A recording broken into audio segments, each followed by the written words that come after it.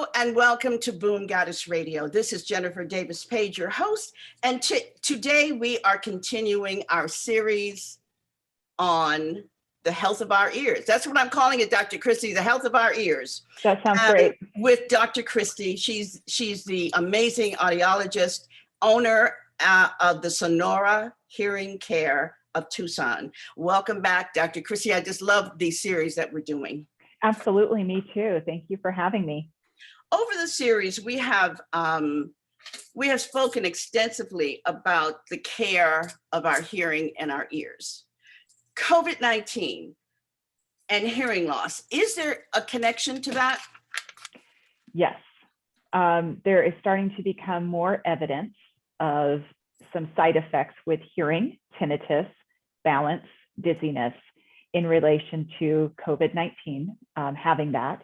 So we are starting to see some evidence of people reporting symptoms of decreased hearing after having COVID-19 infection, having some increased tinnitus or ringing in the ears as well, and having some dizziness or balance. So we are starting to see, because we know how this virus affects all parts of the body, mainly the respiratory system, but other organs, as we started to learn more about how this virus affects the body over the last 18 months or so. Hearing and balance system has also been part of that too. So yes, we are starting to see some evidence that for some people, they could have hearing and balance side effects from COVID-19. Is it permanent? I mean, have you had any patients that have come to you that have been stricken with COVID and come to you about their hearing loss? Yes, I've had a handful of patients that have had COVID infection, recovered, and have reported that either they had new tinnitus, or maybe their tinnitus got worse, or they felt that their hearing was not as good as it was prior to the infection, having the COVID infection. Some people have had some balance or just unsteadiness, some dizziness going along with that. So they're reporting that these symptoms happened after they recovered from the infection. So that's kind of why we're saying, okay, maybe there's a correlation with that. We don't know yet to what extent people may recover from this, if some people get better, or if it's a permanent thing, because we haven't been through this long enough to see studies or evidence with that. Some people have reported that their symptoms got better with time. Some people have not. So I can't say for sure what the outcome will be for the majority of people. Okay, yeah, this is also new. This is also new. Okay, the novel infection. Yeah.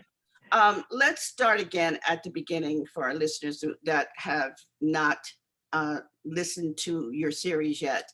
What exactly is an audiologist, and why did you decide to go into that kind of practice of medicine? Absolutely. Okay. So an audiologist is a healthcare professional that is trained to treat hearing, balance disorders of the auditory and brain system.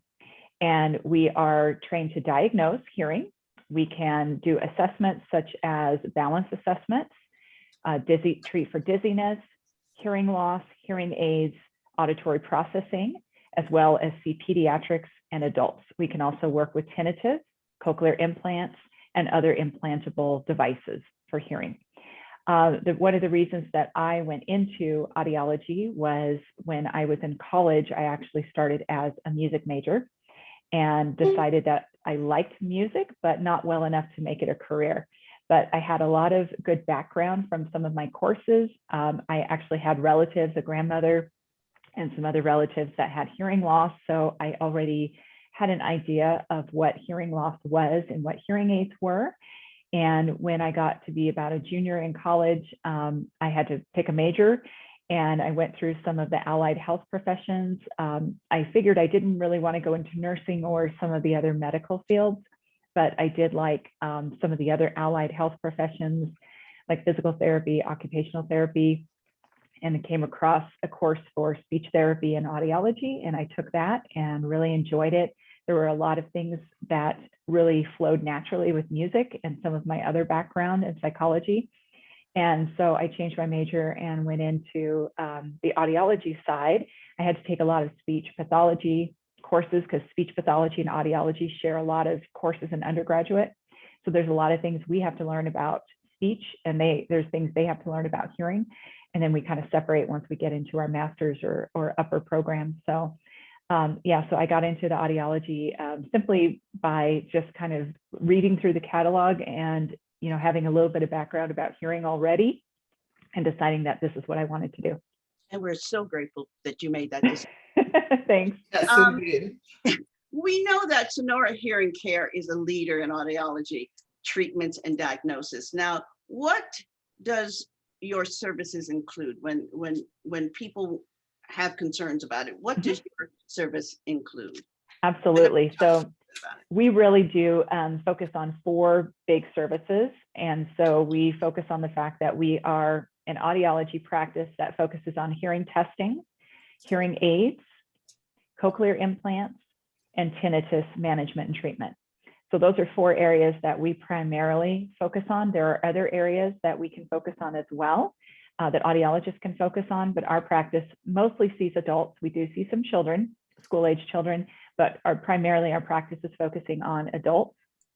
And primarily we want to work from the beginning of when a person is first beginning to have some hearing difficulties, offer them a solution, whether that's teaching them about auditory training exercises, assistive devices, maybe even discussing something with over-the-counter devices or amplifiers, all the way to hearing aids. And in some cases, for those that have more severe hearing losses, discussing about cochlear implants. So we really want to have a hearing and communication solution for all people, all stages of their hearing and communication needs, as well as specialty things such as tinnitus, helping to manage that and treat that, where it's strategies or whether it's hearing aids or other hearing therapies. We want to be able to have that background to help people that may be struggling with that as well. So let me just ask a really quick question. So seeing an audiologist is a lot like you see an eye doctor. You wouldn't try and treat your eyes yourself. It would be like if you do have a hearing loss problem, it's best to see an audiologist because you are a doctor rather than the do-it-yourself over-the-counter kinds of things, which... Exactly. Yep. Okay. And it's always good to get a diagnostic hearing test from a licensed audiologist, so we know exactly what your hearing is. So how much hearing loss you might have, so that if a solution is recommended to you, whether that is something that we say you've got a very mild loss, maybe something over the counter might work for you right now, we can at least advise what the best thing would be.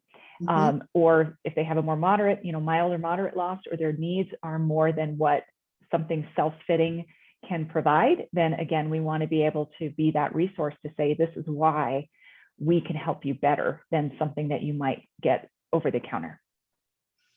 How often do you suggest that we have our hearing evaluated?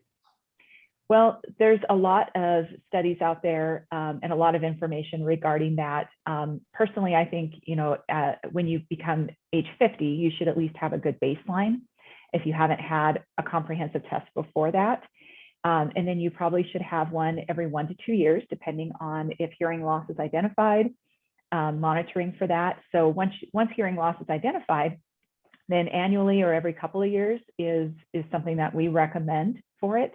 What I would like to see ultimately is for, young adults too, to get their hearing tested at least a few times when they're adults, maybe not necessarily every year, but at least, once or twice a decade, perhaps, maybe every 3 or 4 to 5 years, just again, to have a baseline so that we can monitor for those changes, so that we don't have people coming in when they're in their 50s, 60s, 70s, 80s, and they've never had a hearing test done. And at this point, we don't know what it's been like or how fast it has decreased at that point.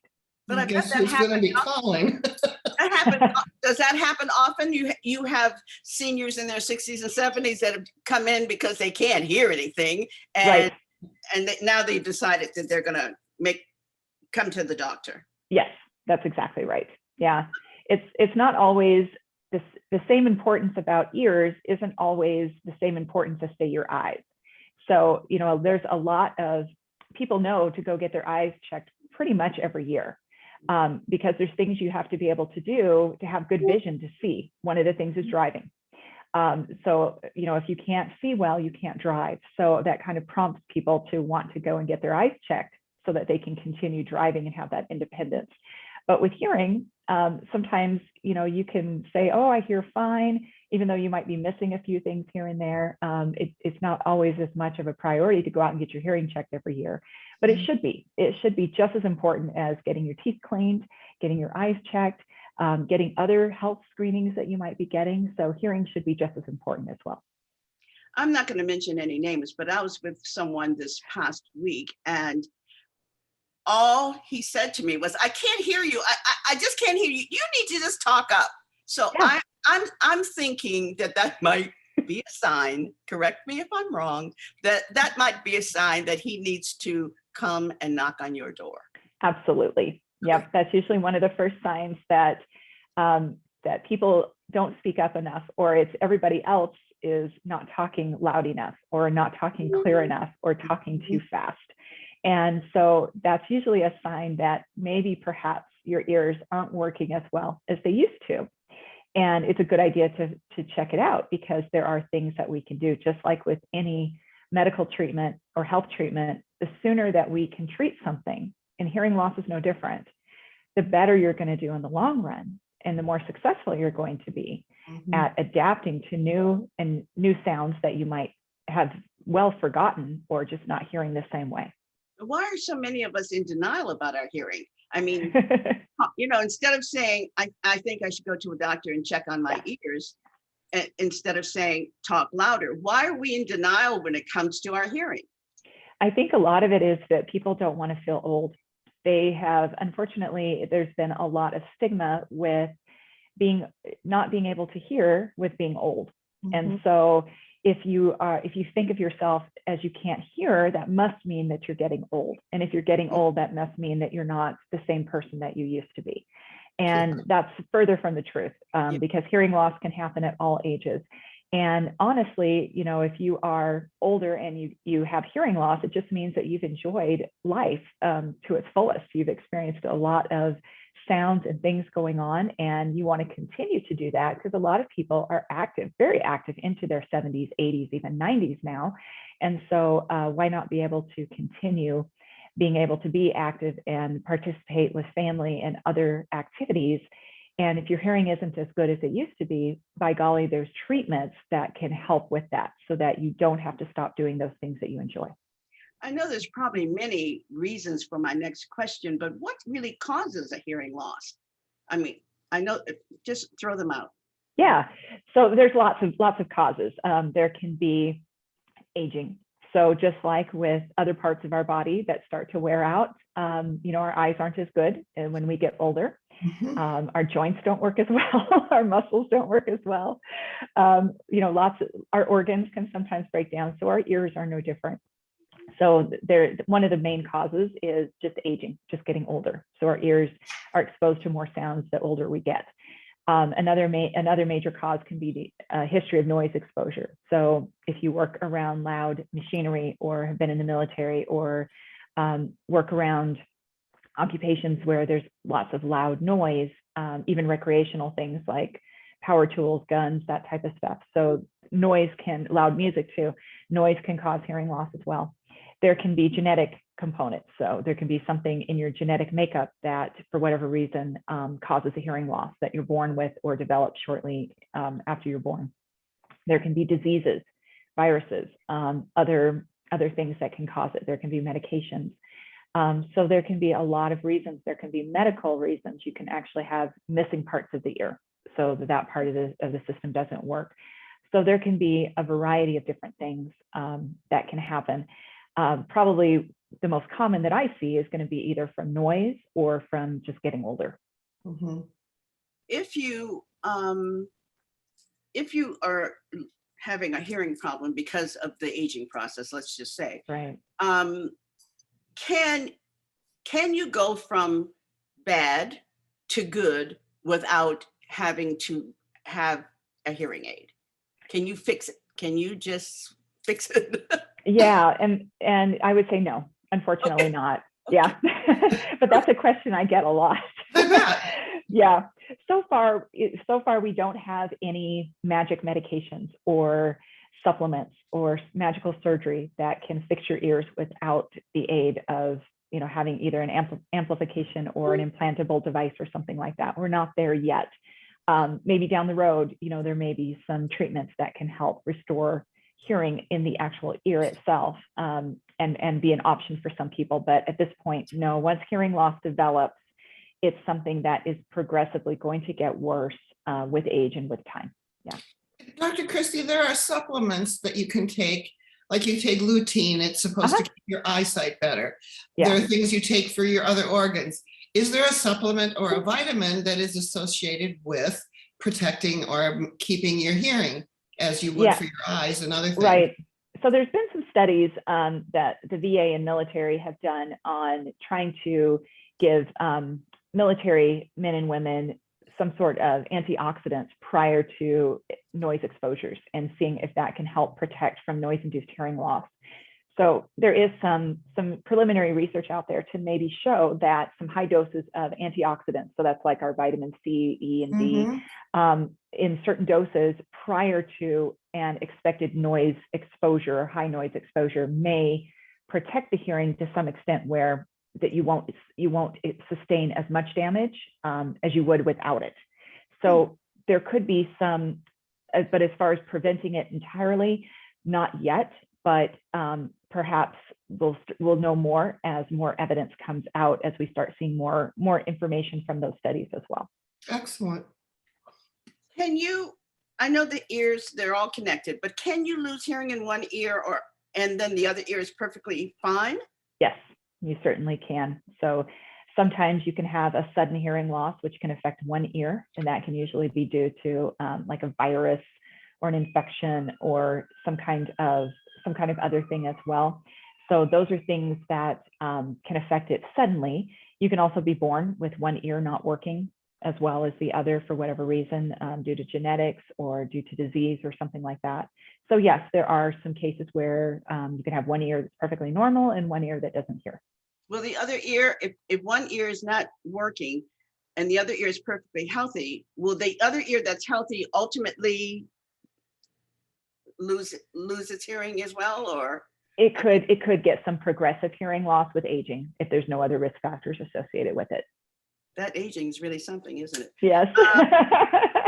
Let's talk about hearing aids, and if a client or a patient comes to you and you determine that they need to have a hearing aid, what can they expect when they arrive at Sonora Hearing? Okay, so initially they're going to come in and have like a hearing test. So we're going to do a comprehensive hearing test, take a very thorough case history, and ask them lots of questions about their hearing, about their lifestyle, where do they struggle the most, what situations are unique for them. And then we'll proceed with actually doing a test where we will test how well they hear tones and pitches, as well as repeat back words, soft words, words in quiet, speech and noise. We may also check how well the middle ear system is working. We have special testing for that. And then we can do some other specialty testing too. If a person has tinnitus, ringing in the ears, there's some testing we can do to validate that as well. So all of that testing is very important for us to have an entire picture of what their hearing and communication needs are. After that test, we'll go over those results. We'll go over what it means, and then we'll make our recommendations. And sometimes that may mean, yes, hearing aids may be the recommendation, and perhaps we'll do a trial with some demo devices so they can actually listen for themselves, maybe take it home for a week or so and experience that. And when they come back, then we can decide exactly what type of treatment is going to be best for them, what hearing aid styles, what technology, budget, all of that. So we can kind of go into and customize that solution and then come up with that treatment option for them that's ongoing after that. I know appointments are necessary, but are they necessary? Do you take walk-ins? We can take walk-ins for certain things, not for hearing testing, not for programming or anything like that, because we spend such large amounts of one-on-one time. So our initial hearing test appointments are 90 minutes. Okay. And yeah, so we schedule that. But we also have a lot of patients that are currently wearing hearing aids and maybe their hearing aid stops working. So we can definitely take them as a walk-in, they can drop it off, or we can make an appointment for them where they can come in and we can take care of that issue for them right then and there. Absolutely. Now, every time we go to the doctor, we have to sit with a clipboard and a pen and fill out tons of forms. Do you have forms on your website that they can download in advance, print up and fill them out before they get to you? Yes, we do have some forms on the website, and then our staff also will send forms via email, which has all the forms available that we would have here in the office. And we have explanations of how to fill those out. So we try to do that with every patient that has, either some way of getting email so that they can have those forms ahead of time. Absolutely. All right, now I do know the answer to this, but I want you to tell our listeners, do you sell hearing aids at Sonora? Yes, we do. Okay. Yes, we provide hearing treatments through the form of hearing aids. Yes. Now, I was reading an article about the FDA and how they have already approved over-the-counter hearing aids. Right. Talk a little bit about that and tell me, is that going to be as simple as going to get cheaters at Walgreens? It may be very similar to that for a lot of people, yes. There's still a lot we don't know yet because we haven't seen a lot of things hit the market quite yet. But we know there's going to be some big technology players that are probably going to have some kind of over-the-counter hearing aid, Bose, Apple, Samsung, a lot of the big name brands that are already in other consumer electronics. They'll probably have some kind of hearing aid solution. What those exactly are going to do, we don't quite know yet, but they'll probably be something that, again, will be a self-fitting, something that'll go over the ear, something that'll go in the ear. There may be an app on a smartphone that you can download and program them, to sound a certain way. And so they may work great for a lot of people that, again, maybe just have a very mild hearing difficulty, maybe aren't quite ready to go see an audiologist, or have been to see an audiologist, but maybe just aren't quite ready to make that step. This might be something that they can do and kind of bridge that gap like cheaters, right? Until those don't work well enough. And then you usually go to an eye doctor and get prescription reading glasses. So that's kind of what we're hoping will be the same thing, is that if someone tries an over-the-counter device and it works for them, that's great. But once it doesn't, then they'll come and seek professional services from an audiologist so that we can fit them properly and more prescription-based at that point. Okay, so you can see at some point where you'd be able to write a prescription and they could take it to a Walgreens and get a hearing device, or? No, not quite. Yeah, not like writing a prescription out, but the audiogram is a hearing test. So it has the results of how you hear different tones and pitches, where you could take that information, and if you had an app or something on the phone that would allow you to enter that information into it and then provide some amplification based on that, that might be something that can be done as well. With this COVID, tell me what precautions you and your staff are making in your offices with masks and stuff. Do you have some really funky kind of mask that you wear around? Yeah, we do. So with being in healthcare, when COVID first started, we went very much like, okay, we're going to wear masks, we're going to wear face shields, we're going to have gloves, we're going to sanitize everything. And because we just didn't know at that point. And we were taking all the precautions. As we started learning more about the virus, then we started to lighten up things just a little bit. We learned that, okay, maybe we don't have to be as cautious about wiping down the surfaces all the time. That the virus isn't as likely to live on surfaces as much as what we thought. So we were able to kind of say, okay, we can now, take more precautions. We can still spread people out. We still want people to wear masks. We'll still wear our masks, and we still wear masks even when CDC came out and said, okay, nobody has to wear masks anymore, especially if they're vaccinated. In healthcare, it was still recommended that all healthcare workers continue to wear masks, regardless of vaccination status, and that they require their patients to wear them as well. And so we've taken that guidance. And so we wear masks in our office, all of the providers, and all of our staff, we wear a mask, and we will wear gloves at times as well. And we still sanitize between patients as well as frequent touch points to make sure that we are following those guidelines. We do screening questions as well. You know, what your exposure is, if you've been exposed to COVID or if you've had COVID infection in the last, 30 days, that type of thing. So we're trying to be as careful as we can and yet still function where we're seeing patients as much as we possibly can as well. We have about 3 minutes left in our show. So do you want to, do you have some masks there? Yeah, You can I show- do. Oh, great. So this is one that we wear pretty much all day. Okay. So So this you can see the lips there. I see. Yes. Okay. So this is what we call a lip reading mask or communicator mask. So as you can see, it covers my nose and mouth, but you can still see my lips because there's a clear window. Mhm. So this allows a person to still see what's going on. I can still smile. You can Mhm. still read my lips, but yet this is a surgical grade, so I'm protected. Right. And so this is a nice alternative. So this is what we as audiologists wear every day as part of our masks. And then our other staff might wear this or just a normal mask. And then we ask all patients and visitors that come into our office to wear some kind of mask or face covering. Yeah. So you can even flirt with those masks on. I know, right? Exactly. And they're comfortable. You know, I wear this pretty much all day, about 8 hours a day. So yeah, this is what I've been doing probably for the last 18 months. As I said, our time is clicking down, and I know Susan had one quick question about wax buildup. Yeah, it seems to be a really popular It topic. does. It And really does. people are forever. I see people digging in their ears with Q-tips and that stuff. What do you Yeah. have that is, I know you have a machine. Tell us We about. do. We have a machine. It's called the Irrigator, and it's spelled EARIGATOR. And what it does is it's a water solution. So it has a water basin with a hot plate essentially that heats up the water to body temperature and keeps it there by constantly running that water through the system. And it has a hose with a nozzle, and that nozzle allows us to precisely present water into the ear canal at a controlled level. So we can speed up the amount, we can take it down, we can control the amount of water and flow that goes into the ear. And by doing so, it's actually quite comfortable. The water is kept at body.